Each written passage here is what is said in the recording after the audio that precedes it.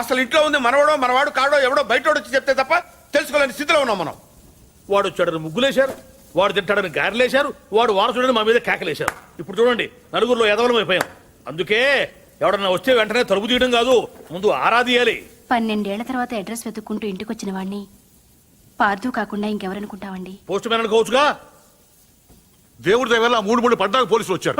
అదే ముందు వచ్చుంటే ఏముంది, తీసేసిన ఆకులు, ఎత్తేసిన కుర్చీలు, పీకేసిన పందిరి, ఆటి పక్కన మన అమ్మాయి. లైఫ్ లాంగ్ పెళ్లి పెటాకులు లేకుండా పడి ఉండేది. ఎంత ఈజీగా ఉన్నాయో ఆ మాట. పీటల మీద పెళ్ళి అయిపోతే ఇంకేమైనా ఉందా? 10 లక్షలు ఖర్చు పెట్టి చేశాం. ఆయన కర్మ కాకపోతే పూజారి గారింటికి రావుడు పోవడం ఏంటి, మన ఇంటికి రాక్షసుడు రావడం ఏమిటి చెప్పు. అసలు మన పార్థుని కూడా వాడే చంపేసి ఉంటాడన్నా. ఏమో. శివారెడ్డిని చంపినట్టుకి ఇదో పెద్ద లెక్క చెప్పు. బాగా చెప్పావు. ఇంకా నయం, పోలీసులు రావడం ఆలస్యమైనట్టయితే వీడిని అనుమానిస్తున్నాను, నన్ను చంపేసి ఉండేవాడు. ఏమో. కరెక్ట్ సార్, ఆడు చాలా దుర్మార్గుడు అండి. ఎంత దుర్మార్గుడు కాకపోతే నాయన నెత్తి మీద తుపాకీ పెట్టి మీ పొలంలోంచి కంచిని ఏం చేస్తాడు చెప్పండి. ఆడేం చేసినా మీ ఎవరికే తెలియదండి. మీ అమ్మాయి పెళ్లికి 10 లక్షలు ఖర్చు అయిందండి. మీరు పొలం అమ్మలేదు, మీ ఆడోళ్ళు బంగారం అమ్మలేదు, మన కృష్ణమూర్తి గారు గవర్నమెంట్ ఆఫీసర్ అయినా లోన్ తీసుకురాలేదు. మరి ఎలా జరిగిందండి? ఆడిచ్చాడండి. తాతగారికి 10 లక్షల రూపాయలు చెక్ ఇచ్చాడండి. ఈ విషయం మీ ఎవరికైనా తెలిసిందండి? తెలీదండి. పైగా మొత్తం మీరే ఖర్చు పెట్టి పెళ్లి చేసామనే ఫీలింగ్ లో ఉన్నారు చూసారండి. అందుకనండి ఆయన దుర్మార్గుడు అనేది. ఎప్పుడు చీకట్లో ఉండే పూజారి గారి ఇంటికి కరెంట్ వచ్చింది, వాళ్ళ అమ్మాయికి ఆపరేషన్ అయ్యి ఇంటికి వచ్చింది, అసలు వాళ్ళ ఇంటికే ఓ కళ వచ్చింది. వీటన్నిటికీ డబ్బులు ఎవడిచ్చాడండి? మళ్ళీ ఈడే 3 లక్షలు ఇచ్చాడు. నేనే సాక్ష్యం. ఎవరికైనా తెలిసిందండి? పాపం పూజారి గారికి ఏమో చీకట్లో కనపడక ఇన్ని చూసి రావడం అనుకుంటున్నారు. మీకు తెలిసినట్టు రాక్షసుడే నాకు తెలియదు కదండి.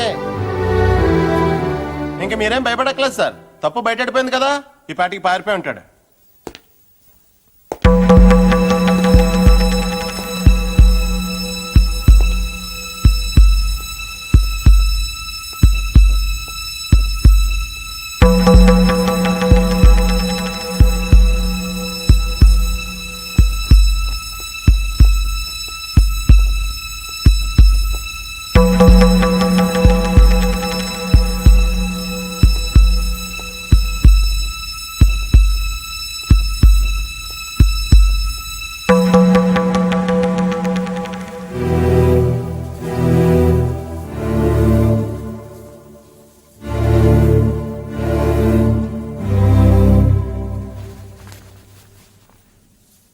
నిజం చెప్పే ధైర్యం లేనివాడికి అబద్ధం ఆడే హక్కు లేదు.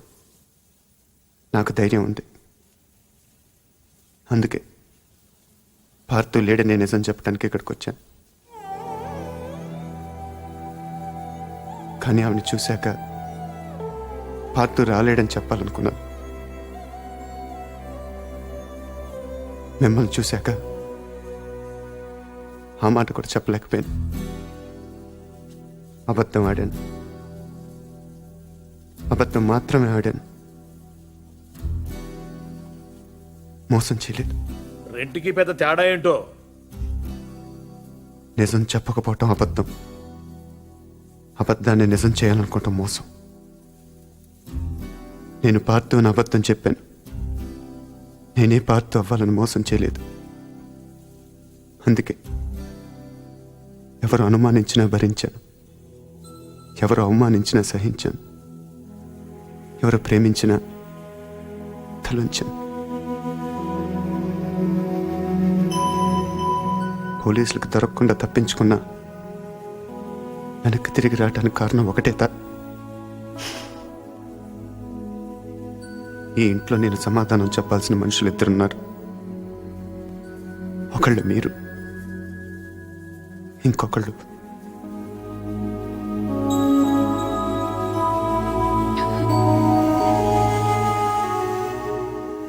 వచ్చాను, చెప్పాను. ఇంకా మీ ఇష్టం.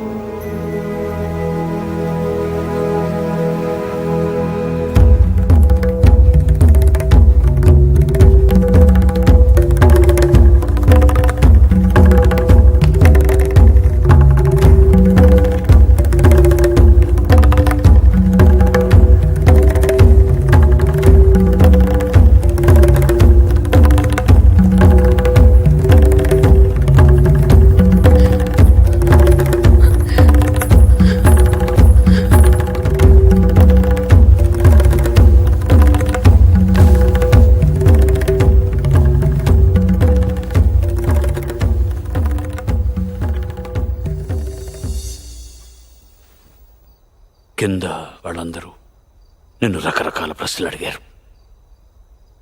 ఎందుకు నువ్వు పార్థు అని అబద్ధం చెప్పావు, ఎందుకు అలా చేశావు, ఎందుకు ఇలా చేశావని.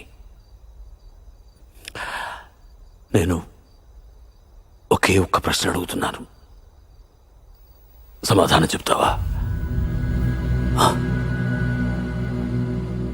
ఎవడో రైల్లో పోలీస్ కాల్పుల్లో చనిపోతే నీ దారిన నువ్వు పారిపోకుండా వాడి ఇల్లు వెతుక్కుంటూ ఇంత దూరం ఎందుకు వచ్చావు?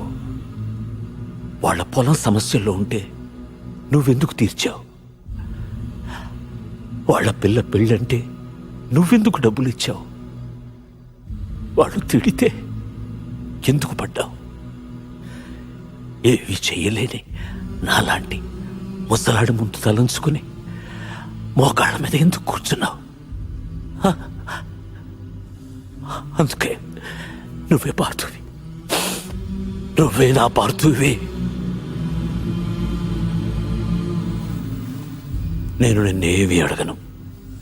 అడిగితే నా ఇళ్ళంటి మనిషిని ఎలా ఒప్పించావని పొలంలోంచి కంచి తీయించేసిన రోజే నిన్ను అడిగి ఉండాల్సింది. 25 ఏళ్ల వయస్సులో 10 లక్షలు చెక్కిచ్చావంటే ఏం చేస్తున్నావు నువ్వు అని ఆ రోజు నేను అడిగి ఉండాల్సింది. అప్పుడు అడగలేదు, ఇప్పుడు అడిగే అర్హత లేదు.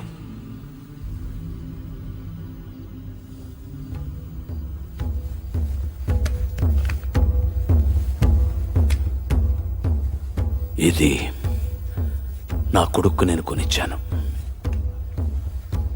అప్పుడు వాడి ప్రాణాలు తీసింది, ఇప్పుడు నీ ప్రాణాలు కాపాడుతుంది. నువ్వు నేరం చేసావని వాడెవడో అన్నాడు, ఇప్పుడు యుద్ధం చేయమని నేను చెప్తున్నాను.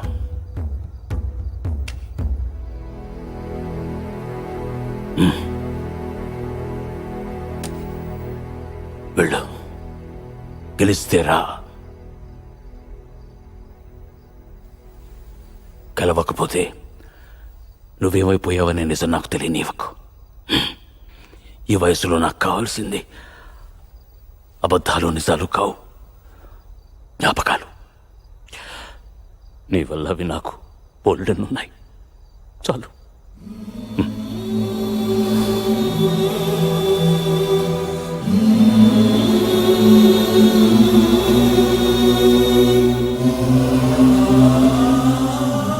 జాగ్రత్త.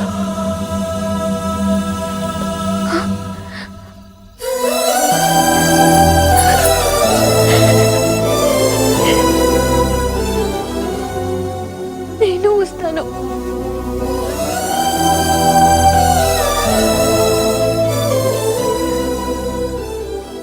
నేనే వస్తా.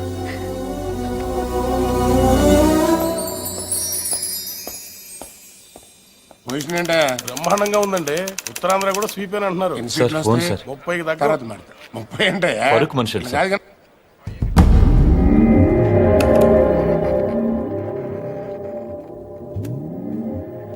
ఎవరు?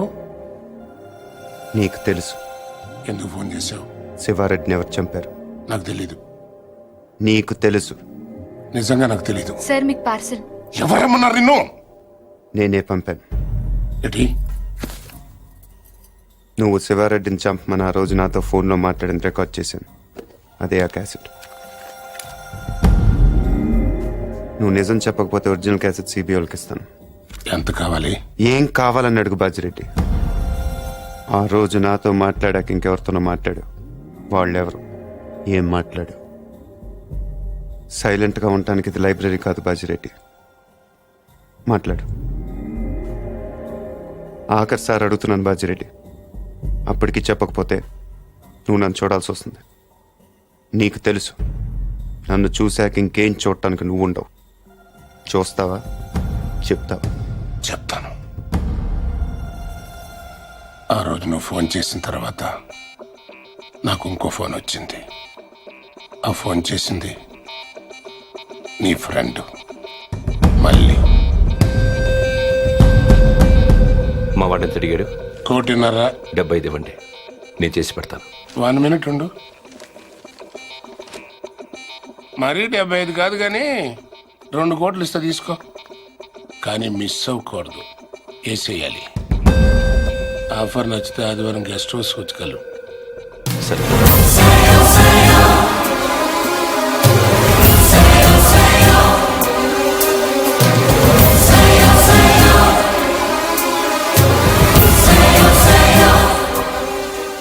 మళ్ళీ ఎక్కడ? కావాలంటే నువ్వు వాడిని చంపేసుకో, నేను అడ్రాను.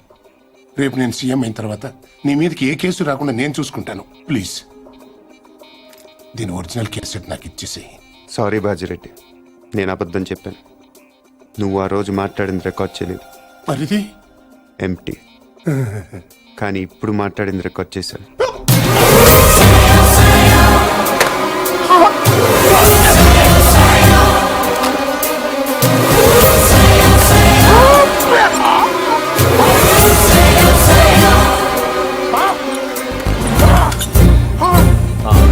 ఏంటి ఎంతసేపు?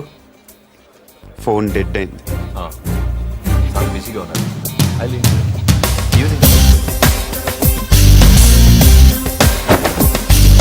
తుఫాను తలొంచి చూసే తొలి నిప్పు కణమ్మ తడే అతడే అతడే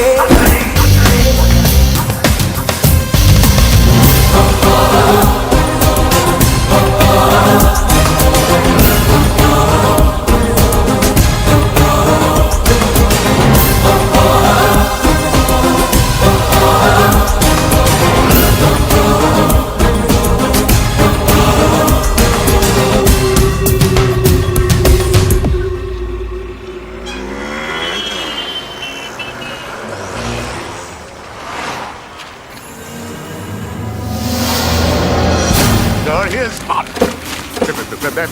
Come on, get the car.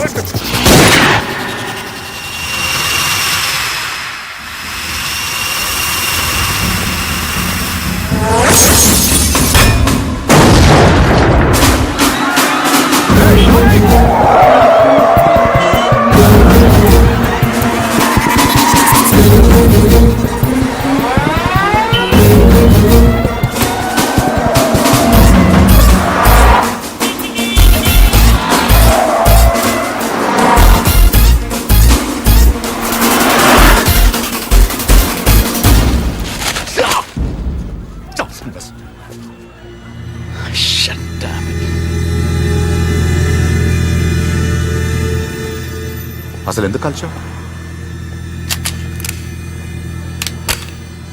ఎంత తీసుకున్నావు?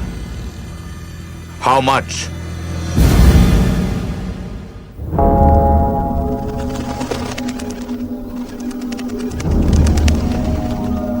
మళ్ళీ నీ మీద నాకేం కోపం లేదు నందు, అలా అని ప్రేమ కూడా లేదు. ఇద్దరం కలిసి ఒకరిని చంపేవాళ్ళం, అంతేగాని ఒకళ్ళ కోసం ఒకళ్ళు చచ్చేంత రిలేషనే లేదుగా మన ఇద్దరికి. ఒకళ్ళనొకళ్ళు చంపుకునే అంత గొడవలు కూడా లేవుగా మన ఇద్దరికి. నేను అవే ఆలోచించలేదు నందు. ఎస్కేప్ చేస్తే నువ్వు 50 లక్షలు ఇస్తావు, చంపితే బాజిరెడ్డి 2 కోట్లు ఇస్తాడు.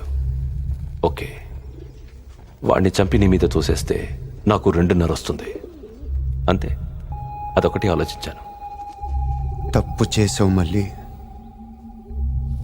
తప్పు చేసావు.